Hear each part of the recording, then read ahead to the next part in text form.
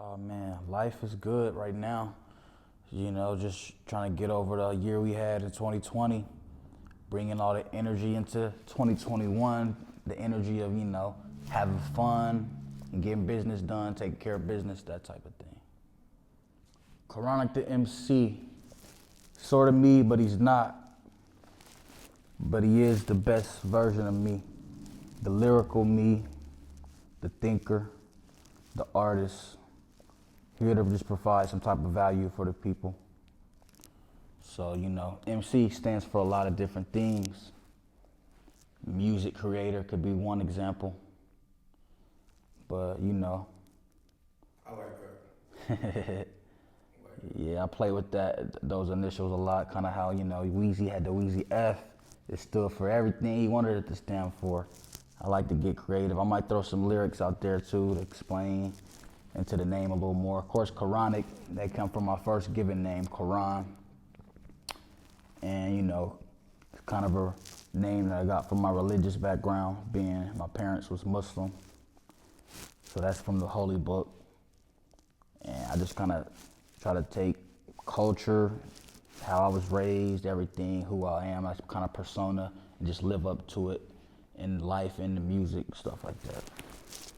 Well, the thing is, my parents always had kind of like a musical connection because I believe when they met, my dad was already well into his music career. My dad was a producer, DJ, rapper, dancer, singer, and all of the sorts.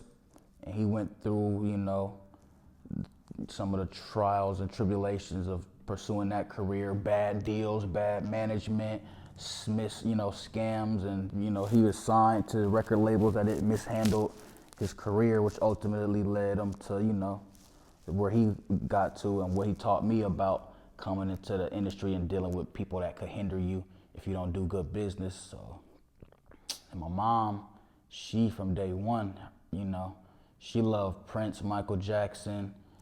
She had 80s hip hop and funk and reggaeton and dance hall, all that stuff playing through the household as we grew up, cleaning up, stuff like that. So that's what I was exposed to. My mom, she exposed me to, Damian Marley, Ludacris, and a whole lot of other, artists that eventually shaped my musical taste. Yeah, you got a lot of music. Yeah, in the family, we got a lot of music. Even my mom, she's remarried to a musician, and he, is an international accomplished musician that's been around the world touring, and now he's back putting together a band. I work with him too. We're working on an album right now, kind of a family album. So the music's all in the family. I'm working on music with my sisters, my parents, everybody. Yeah, I was going to ask about that. Do your siblings love your music, and do they do Yeah. also? My siblings, I kind of make music for them because they're younger, so they keep me in tune with the younger generation. I guess they call it the Generation Z now. I try to tap into what they focus on and try to be a force and an influence in their life, of course, with the music. They are still kind of discovering their talents, I've been doing it the longest, but I got brothers and sisters that's just now starting to realize, the resources is here. I got a story to tell too. Everybody is essentially, to me, everybody's an artist. You just gotta figure out what you're here to express and create. I feel like that's our main gift, is to create. Everybody's here to create something. That's the distinguishing thing. Fish, you ain't gonna create shit. Monkey. Just fuck fish. My bad. I don't know why I went in on fish. But yeah. I just like some of the mundane animals and stuff, they here to serve a purpose. Everything's here for a purpose, but we got higher gifts. We gotta share it. We gotta change. We gotta do this shit. Along the way, yeah. Well, early, I'm gonna have to say Michael Jackson, because early that's all I listened to before I even listened to rap.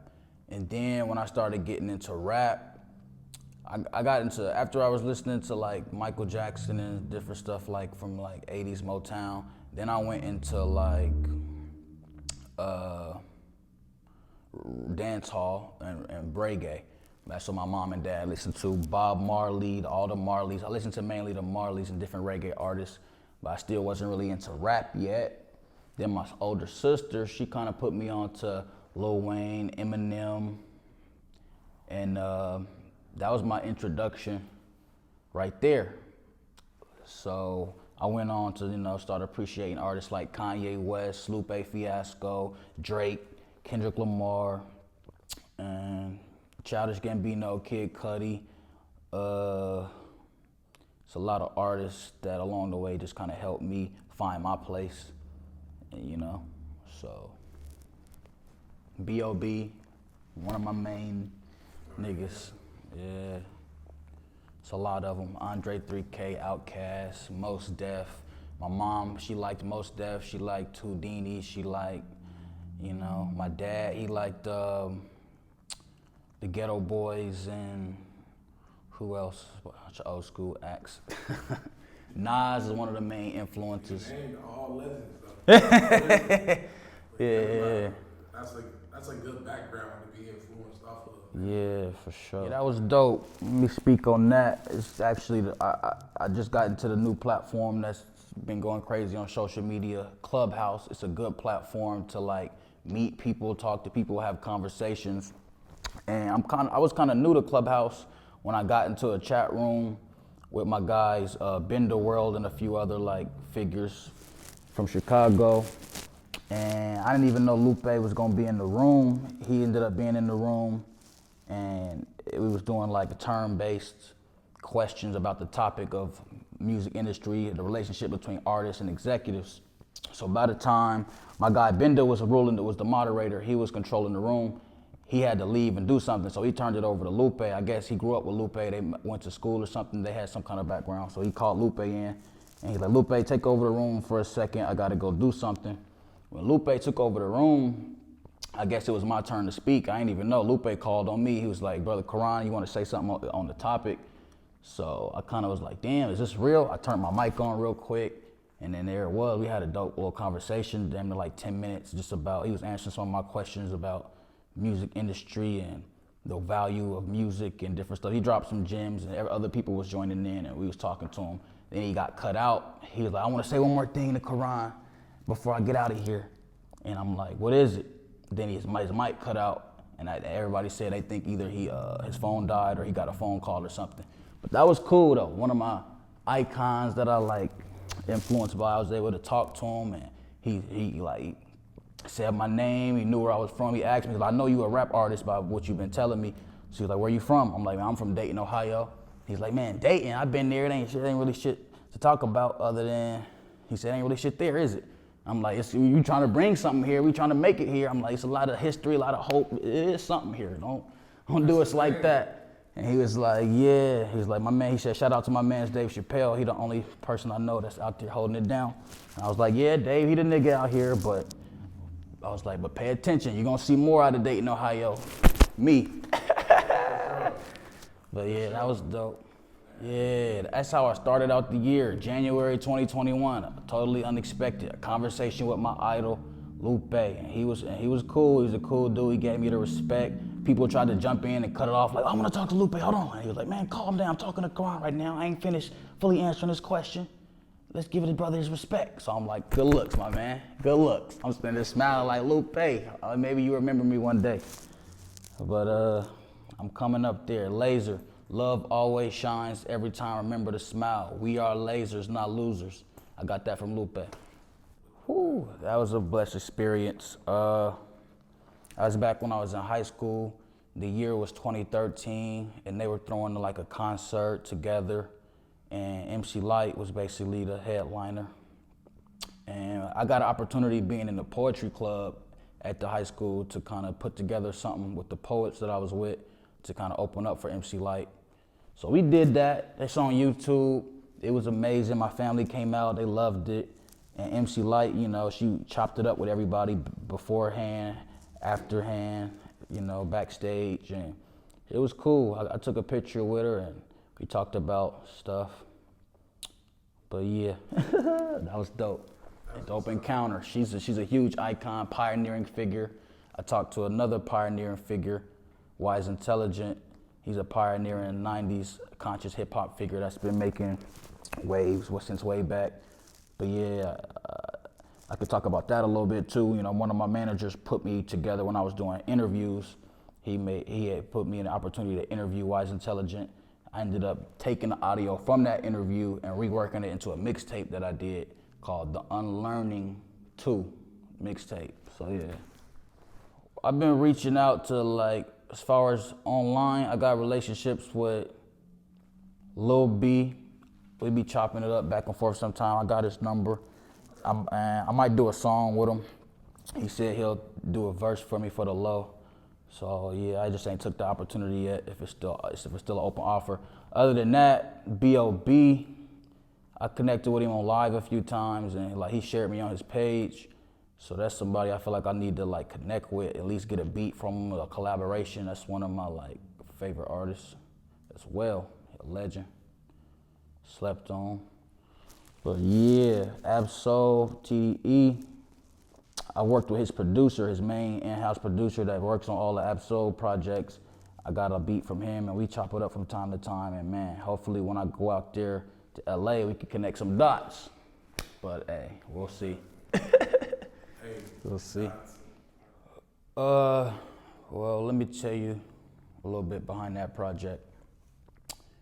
Before Solar Express, I kind of had some mixtapes out that was in the 50 Cent, Lil Wayne style. If y'all know what that means it's a mixtape that you basically jacked other people's beats that was hot and you did your version of the song.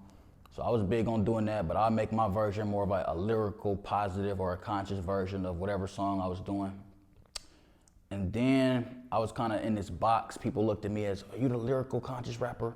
Stick to that. But I was already decided at that point, like, I don't want to be put in a box. I'm an artist with a lot to offer, with a lot to touch on. So when I got to the concept behind Solar Express, I just wanted to make something that was a little bit more melodic and a little bit more emotional and a little bit more introspective than like the other stuff and topics I was talking on.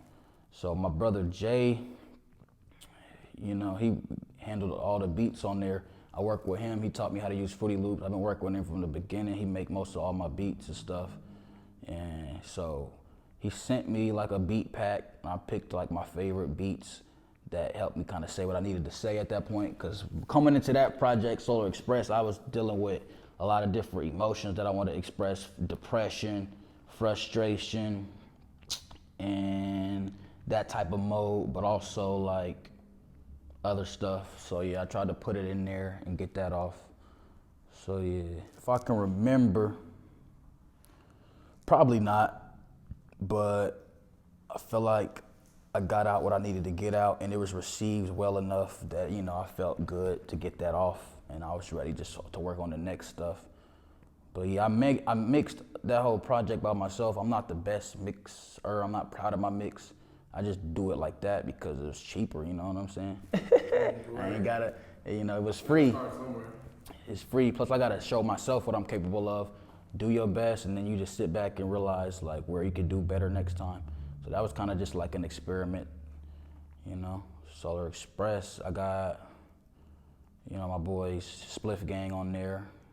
Then I got my dad on there, DJ Rustar, the selector, singing some backgrounds and doing some stuff with me on the song. I think that's the only features I got on there, yeah.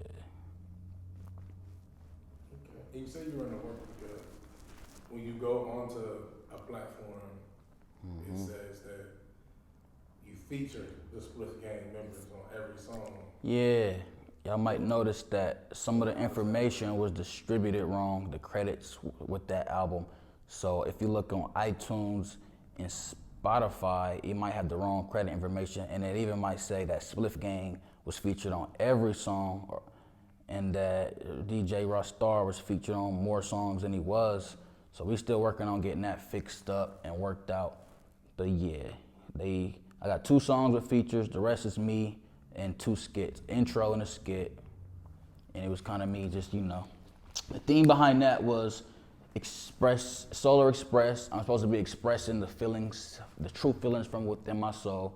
And then I kind of went with the Polar Express theme. I took like some clips from Polar Express, the movie, about a train, and I kind of put myself in that setting, and I kind of used that theme to kind of get that project off as a concept. But yeah, it definitely needed some more attention. But it got better attention than I thought, because people actually reached out and was like, you know what? I like Solar Express. That's my favorite project from you. And I'm like, damn, you gotta be able to get it. You gotta be in a certain space to get that music, because it ain't really the best mixes. It ain't really the best. I can do better, but I'm glad people appreciated it for what it was. Yeah, that just speaks to like being authentic. I always lean towards the artist that was, I don't care how good you can rap. If I feel like your image or your persona or something is corny and it's not authentic, then that's not what I gravitated towards. Like, for me, I'm starting to throw this out there. Some people's favorite artist is Hopsin. To me, a Kendrick Lamar would beat Hopsin any day, just because I'm not saying which one can rap better, but I feel like he had more gimmicks. He coming with the contacts and audition rappers and different, and then one of them just coming from the real, whatever they feel. People told me that about my music. I like your music even though it ain't the best quality, because you always come with something real that is from the heart. At least that's what they feel like. They feel like every time you come with something, I feel like it's really what you felt. So I'm like, that's the quality I want to have with my stuff, and that's why my stuff don't sound the same. I don't come into the studio all the time with a formula of, okay, this is how I make songs, and this is what I know people are gonna like. I never know what people are gonna like or nothing like that. So yeah, I got a lot of praise for that intro. A lot of praise. Even people that didn't listen to the whole thing, they like, I didn't make it past the intro. The intro was good enough. But yeah, they love that intro because I needed something that was going to like give that body of work, you know, something to just like put it all together, a theme, I guess. But yeah, somebody said that's creative. I never heard nobody do that before, and I like that. I like when I come up with a bar and nobody else has said it before, or when I come out with an idea that is new. That's how I know I'm still creative. I'm still, you know. So yeah, I took Siri's voice and I made her say some things about the city, and I worked it in to some things I said. I tried to put some humor into it. That's one thing, because a lot of people tell me I'm funny, I'm this, I should be a comedian, but I'm trying to figure out how to like pour my humor into some of the music. Because usually I'm in a serious space when I'm making music a lot of the times, or just in a goofy, having fun. But yeah, trying to bring out all aspects into it. Humor, everything. The full range is full spectrum. Serious, mad, love, chill. So I want my music to be human. We go through all these ranges of, sometimes I feel like hopeless. Sometimes I feel confident. So yeah.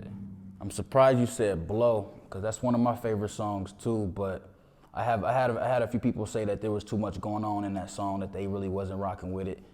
And that's cool too, but the ones that know, come on now. You can't deny the lyricism, the storytelling, and kind of what I did to that. I like that track. Shoot You. Now that was one that we really spent a lot of time on, and a lot of people liked that song. Got a good reception, good review, pretty successful video shoot and all that. But it's still growing. That song was basically made in response to the police brutality and police violence that was going on in that time during riots and stuff. So even before that, matter of fact, I wrote that song before that just because it's been going on. And then that was before even Breonna Taylor and George Floyd, but those situations kind of gave that song another voice and another chance to come out and like spread that message that I kind of wanted to spread, which is that, you know, we need to stand up for ourselves, be smarter, fight back. And it really was just posing a question like, what do we do? Is retaliation the answer? Or what is the answer? Is violence the answer? Do we fight violence with violence? Do we fight it with peace? So that was kind of what I was going in at. And me and my brother Jamal Molly, we kind of gave our energy to that track to kind of speak on it in our own perspective. So that's that. Shoot You. I might have to shoot you. Bah! Future collabs. Dating artists first. Dating artists. I like to work with all my friends from the city because I got a lot of talented friends, and we need to work more, get some exposure, get our names out there, just have fun. I want to bring it back to that. If you're an artist in the city and you kind of like got a name going, but we don't have no relationship or we not, then I'm not really excited to work with nobody. I'm kind of trying to build my own wave, all organic. Everybody I work with is either family, friends, or I like to work with artists like that people recommend me to work with, just to feel like I'm doing a service for the audience. People tell me all the time, you should do a song with such and such, it'll sound good. I'm down to work with anybody. I'm the type of artist, I'll work with anybody from the such and such to such and such. I don't care if you the street rapper, if you the goofy conscious rapper, if you a mumble rapper, if you whatever the label. I just feel like art is art. We both supposed to bring our contribution to the whatever the product is. Boom. Some people are like, it don't make sense for me to do a song with this artist. I feel like artists, it's your job to make it make sense. Create the narrative, that's challenging your creativity. To me, it's always a challenge. If it's too easy, if it's too obvious, then it's kind of like, it's been done before. But if it's kind of like, what's gonna happen if we move this over here, do this, put such and such together, hold on, put a little Kendrick with a little Tekashi 6ix9ine, damn, that's something new nobody ever thought was coming. It could work. It could work. It's entertainment. It's entertainment. At the end of the day, it's gonna land where it's supposed to land. Everybody ain't gonna like 100% of anything, but even if the 1% that like it, we made it for you. We appreciate it. I feel like leaving don't guarantee you any type of anything, but there's nothing wrong with leaving and pursuing your dreams or staying. The harder part is staying and trying to create something, and some people, we make it our mission to kind of stay and build resources and start from scratch rather than try to do the bandwagon thing, which is, they already got something established over here in Atlanta. Let's just try to join because it's easier, it's more convenient. And really that's the illusion, but it's not more convenient. To me, it's like you going in there and now you waiting in line. You got a lot more stuff to cut through than somebody that's been there from day one, that's been a part of the process, that's been building. It's always gonna be the bare day one, people that was there, and then it's gonna be the people that got added on once it started rolling. And the people that was there solid is always gonna have a place. The people that added on, they can easily be thrown off or, taken away from that space. So I like to be a part of things that's organic from the ground up, relationships, friends, or mutual people that put us together, like, okay, Jordan, I don't chase nobody or do nothing like that. A few artists I can shout out though from the city, Yellow Pain, and who else? Josiah. Then we got my boy Jason DBKS doing things in the film world and doing things in the cinematography world.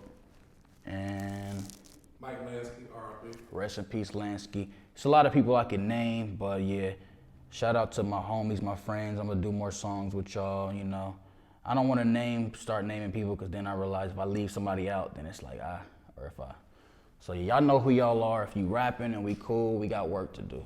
There's a few engineers that raised the bar that I've been trying to look forward to working with. They've holding it down. Shout out my boy Ash Matthews. I love what he's doing. Then shout out my boy Mace, you know what I'm saying? Mason Wyatt. He's been growing his thing, doing his thing. His quality is there, his vision and everything he's been doing. I'm producing, engineering. We've been working together on some of my new stuff, and it's the best stuff that I made. Shout out Mason. I'm gonna have to get Mason on here, man. Yeah. Give us the other side, you know what I'm saying? Yes, How you feel sir. about the city and what it's doing for artists and producers. Yep, and another thing on that, like it's artists in the city that's showing us that it's possible to actually make a living here off your music, whether it's whether your income stream is from royalties from streaming your music, or whether it's from you doing shows a lot, or whether it's from providing services, studio service, or it's plenty of that here. And I discover a new artist every day, and you expect them to be at a certain level, and they could surpass your expectations easily. Like, you didn't know I'm over here with such and such, doing such and such. I'm flying back from New York to Cali. You never know the connections. It could be small time. So yeah, you don't gotta necessarily travel nowhere. You just gotta know how to use those resources and know what you after and know like where you need it. So that's that. Yeah, I feel like I'm always like be in the rap and in the music, but I'm actually trying to use this, if I could, eventually to leverage into my like career as just a writer. Before I was a rapper, I was just a writer. Then I was writing short stories, I was writing poems, I was writing mainly, stories and stuff like comics and stuff. And then I went into poetry, then into rapping, but I want to go full circle and go back into like producing a sitcom, a TV show, or something like that. Or, I want to open up a publishing house where I can help other creatives publish their works, books, children's books, music, video games, whatever. Like if I open a studio, I want to dabble into voice acting and writing my own storyboards, getting like all that. But it's a far fetch for right now. I got to put all the pieces together. Right now, I'm focusing on success, where I'm at in music. Whatever I throw out next got to stick. I never really put a marketing strategy together before when I was like releasing music, when I was making moves. But now it's just about like doing stuff smarter and like realizing what's possible and what's realistic. A lot of times artists fail because we got this line of realistic, unrealistic, and we don't really know where to draw the line, because to a lot of people, what we doing is just unrealistic to begin with. You're gonna be a rapper, it's too many rappers, you're not gonna make it, it's a fantasy. You just wanna be the next such and such. They think you're gonna be Lil Wayne, you'll never be the next Kendrick Lamar. Everybody ain't trying to be the next such and such. Some people are just trying to be the first them, do things their own way, carve a new lane, and just figure out how the pieces fall together. You know what I'm saying? I feel like it's definitely room for more platforms. And then the thing about it is, it's a lot of people, just like rapping, it's a lot of people doing it. So why would you do it? Because we're not scared of competition. Because we confident. Because we know what we fucking here to do. My bad. Can we cuss on here? We know what we fucking here to do. So that's what it is. When you got that confidence, you know what you're here to do. It makes it where you embrace competition. I'm happy that other people's doing it, because now I can come in and see where you doing it wrong or where you doing it right. And it can help me build, That's how you're supposed to build off people. Yeah, I plan on dropping a little EP this year just because, just to get y'all something to chew on for a minute while I record some more material. I'm in a position right now where I'm just after the best beats I can get, after the best inspiration I can get. I'm trying to draw experiences from life, so I'm trying to get out here more and just live a little bit. And then, when I get into the studio, I want to take all that and just come out with the best stuff I can come out with, take my time with it.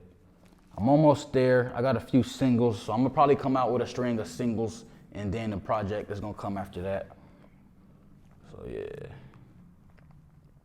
Or I might just come out with one lead single, work the hell out of that, and then drop a project off the strength of the single, depending on how good it go. Yeah. So be on the lookout. Chronic the MC is my year.